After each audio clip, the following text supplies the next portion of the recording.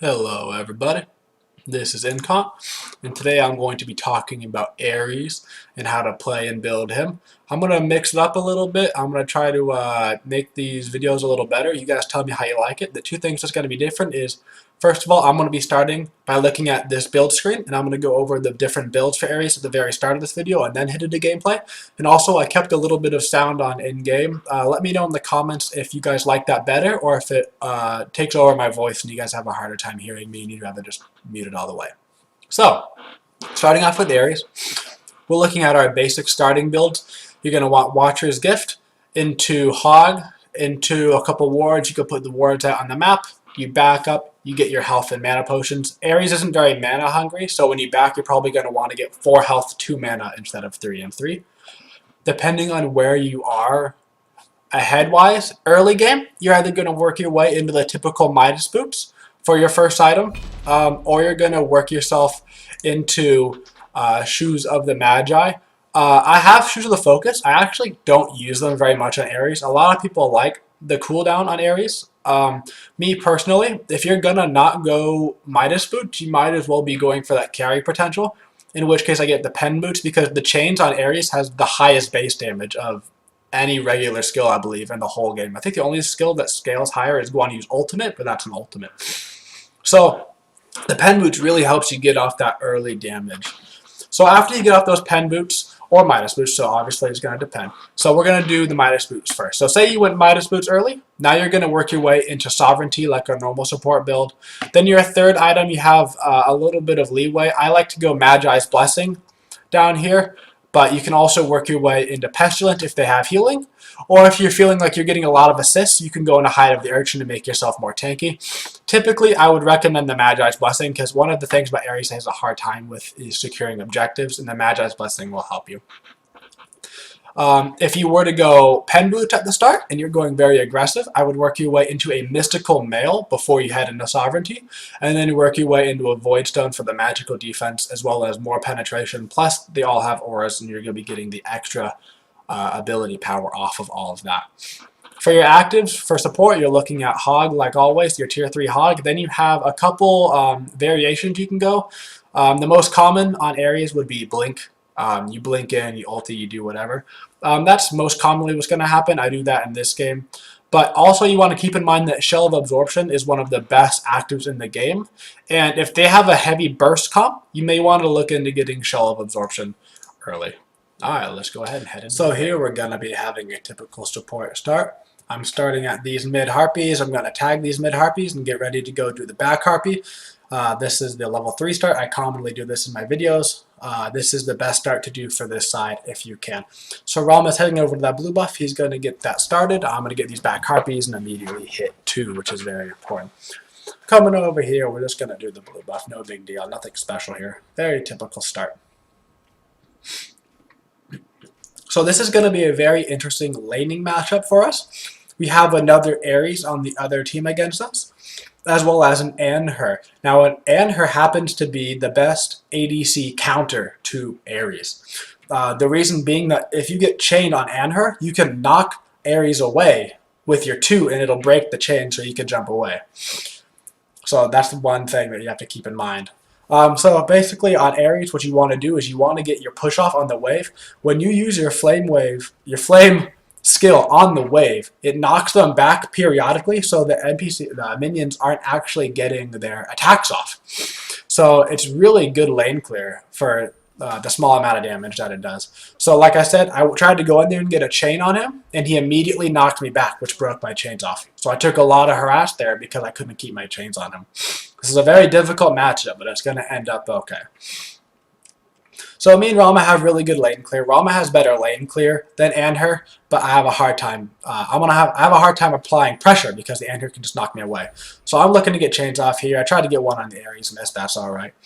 So at this point, we're kind of thinking about maybe doing their speed buff. I'm really high level. My Hog's coming back up. We want to try to look toward their jungle. He wastes his hog right here on the wave, which is going to be very important. That's very good for us. So we're going to get clear on this wave right here. We're going to try to look for more pressure. They're going to look for more pressure on us. That's one thing about Ares is Ares looks for a lot of pressure in lane, because when you hit level 3 on Ares, you get a huge power spike on your damage of your 1. So that's going to be a very big. So I'm going to go over here and head into the jungle and kind of pretend like I'm going to their speed buff. And this is going to be very important for us. Now they're kind of like, oh, where's the Ares? They have no idea. Their wards have run off. The time has run off. So the end here is like, you know what? I'm just going to go up and clear this wave. And I'm like, nope, I'm still here, baby. So I come back in. I'm landing my chains. I land my flame wave. And our Rama gets first blood, man. And that is over for this lane. Rama is going to be big. He already had better lane clear than the Anher. Now he's a big old boy. So I'm going to go ahead and make sure I get credit for this wave. Like I say in all my support videos, make sure you get credit for the waves. It's very important. So before I rotate to the mid-harpy, I hit the wave. That way when Rama clears the wave, I'll get credit. See, if as I'm walking away, I'm getting all this free XP now. If I would have missed that, I would have lost out on like half a level for free. Now on the way to middle, I see Ares is only level 4. He has no way to stop my ultimate. So I'm just kind of walking up to him. I decide not to use my chains because I can guaranteed ult and then land the chains. No reason to risk missing the chains if I can just guarantee land it. I waited for my Serket to get there so she was in position. Now we're just going to go ahead and get a free cleanup kill on their Ares. I'm now 2 levels above him. Plus we're going to get the mid-harpies, putting them way behind. And that's a big win for us. They have an Ao Kuang on their team. I don't know if you guys have played against this guy yet, but he is nasty. His skills go all up in your face. But he's going to go ahead and run away. He's scared. I'm Ares. I'm a pretty big dude. Ao Kuang looked for the gank on right lane, but nothing happened. So I'm free to do whatever I want. I got the mid-harpies. We got the kills. We got the first blood. So I'm just going back to lane and just going to farm. Now, the one thing about Ares that's very special for support is Ares is the one support who can actually 1v1 the ADC early to mid game. If you land all of your skills, your chains, your flame wave, etc., you can take on their ADC 1v1. So right here I'm just putting a little bit of pressure on the Anher. I missed my second chain, so I'm not going to be able to kill him, but I'm getting him all the way down to about 40% health for free. It doesn't really matter to me because I'm playing on backing soon anyway, but it's going to hurt the Anher in lane now against my Rama. So that's a very big deal. I'm just looking to come around and gank him, you know, just trying to see what I can do. The Janus is going to ult you all the way over, and it's like, oh, here we go, I guess. They're all going in the front way, so I decided to cut them off from the back. That way we can guarantee this kill. It's going to take a lot longer to kill this Ares than I should, but that's right. So we're going here. I missed my chains. I'm getting my flame wave on him. So and then he's just going to run into this tower. We're just kind of looking at him, and nobody wants to use any skills because nobody wants a tower on him. So I ulti him because I will not get tower aggro until the very end of the skill. The beginning of the skill doesn't apply damage. It just applies the chain. So I can ulti him and walk towards the end of the tower line. So that way I only take 1 tower shot instead of, you know, taking 3 or 4 if I would have, you know, maybe used flame wave or something else first. So now that I'm so far ahead, I'm going to go early pen boot. So I'm going to grab that ward. Make sure I can get ward out and vision for my right lane. We've already taken the tower on right lane. So at this point, there's a full wave middle. Janus won't be able to get there in time to get this full wave, so I'm going to try to save a little bit of the wave for him. Maybe put a little pressure on Agni if he comes up too close. Look for the Agni, look for a sneaky move, and he goes away, whatever. He's scared, though. He's scared. He's pooping his pants. He doesn't even know what to do. So I'm getting a ton of XP from here.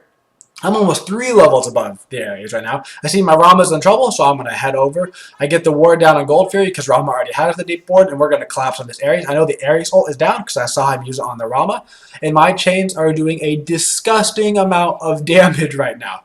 If you look down at my skills that I'm leveling up, always level chains first, because chains does a disgusting amount of damage.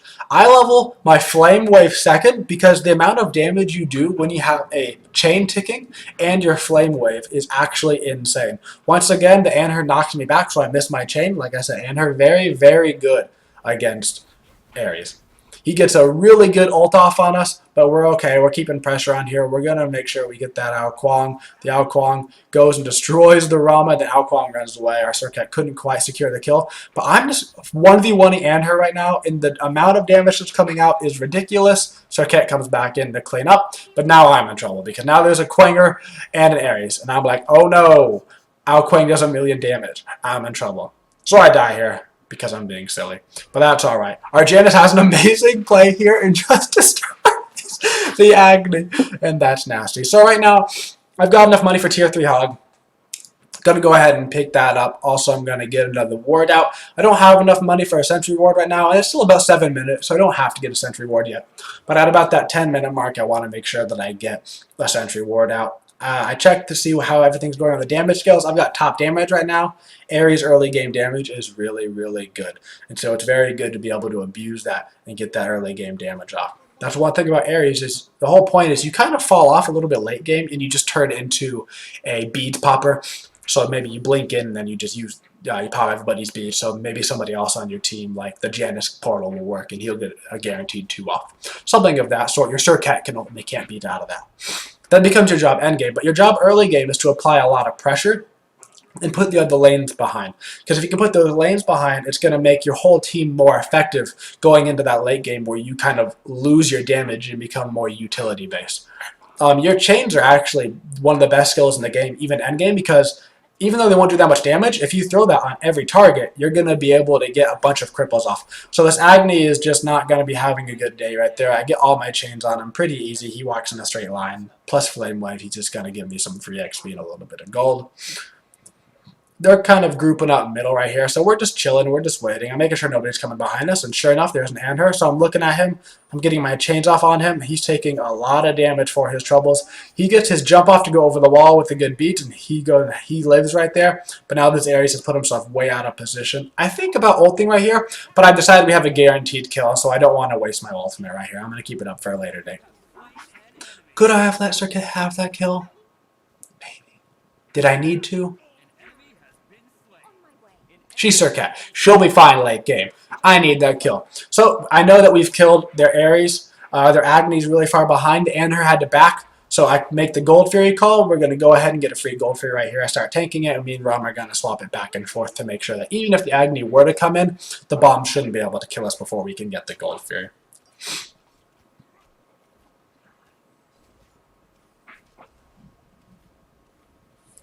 This Gold Fury is going to put the team approximately 4 to 5k ahead of the other team. And here's coming in. I make sure to call for the retreat. We're going to get out for free. Sir Cat does whatever Sir Cat does, because Sir Cat is a really balanced character, as DM Brandon would say.